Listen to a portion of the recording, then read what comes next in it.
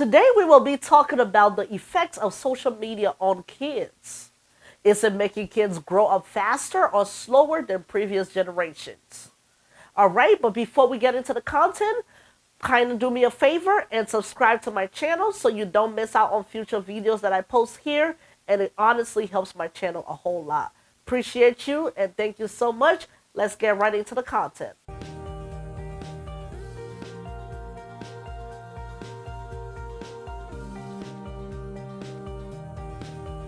Whether we like it or not, social media plays an important role in our kids' lives. They socialize, exercise their voices, and learn about the world through photos and video sharing apps, instant messaging, and gaming chats. Before everyone had an Instagram account, teens kept themselves busy chatting on the phone or in person when hanging out at the mall. I sure do remember those good old days, right? It may have looked like a lot of aimless hanging around, but what they were really doing were experimenting, trying out skills, succeeding, and failing in lots of real-time interactions that kids today are missing out on a great deal. For one thing, teens today are learning to do most of their communication while looking on their screens, not at another person. Furthermore, they would rather stay at home in their rooms than go out.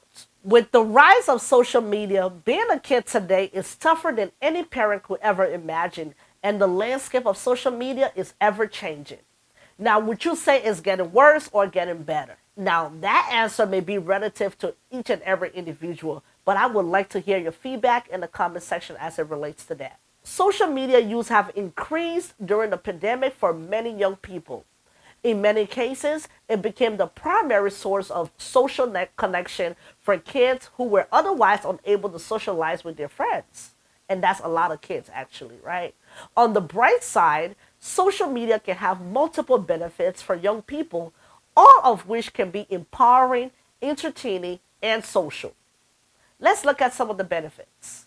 Connecting with others with similar interests, learning about new topics and hobbies, building identity, encouraging social and political engagement, and learning about others. Now let's look at the negative effects of social media on kids today. Cyberbullying, decrease in productivity, destroying social skills, disclosing too much information, and failed relationships. Now, experts have said that kids are growing up today with more anxiety and less self-esteem. Here's a reality that we need to consider when looking at the effects of social media on kids.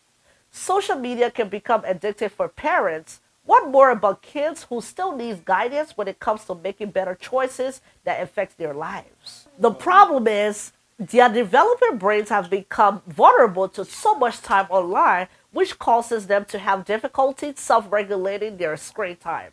I urge you as a parent to watch The Social Dilemma on Netflix, and you will see in great detail how social networking sites are used to influence and manipulate people's emotions, their views, and behaviors to maximize profit. Most parents do not realize that their own voice is the strongest influence in their child's life.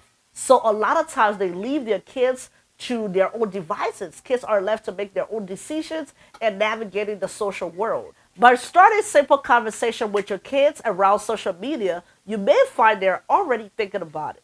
That means you can step in to provide encouragement, support, and a listening ear. It is always important to give kids your full attention when you are with them. Here are 5 ways you can manage social media use. Number 1, you have to find balance. You have to find balance between school activities, social media use, and family time. Engage in real-world activities. Create an incentive. So as parents, you can give your child the choice to choose the next restaurant to go eat out. Remember to create an incentive for your child when they are taking time away from social media, when they're spending time with family, when they're doing those tasks that they wouldn't necessarily enjoy doing. Give them the option. Have them choose what you would do as a family for your weekend outing or other positive alternative. Remember to take a break. I call this social media detox, or some people might call it tech Shabbat. That's taking time away from social media, right? So you are to do some connection-based activities instead. Break out the board games, some things that you can do together as a family, some games, some activities that you can all enjoy together. Take a walk around the neighborhood or cook a meal together. These are all things you can do instead of constantly being on social media.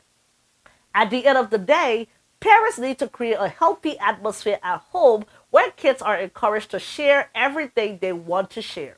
They must talk to their parents when anything goes wrong to make sure that they get the guidance that they need.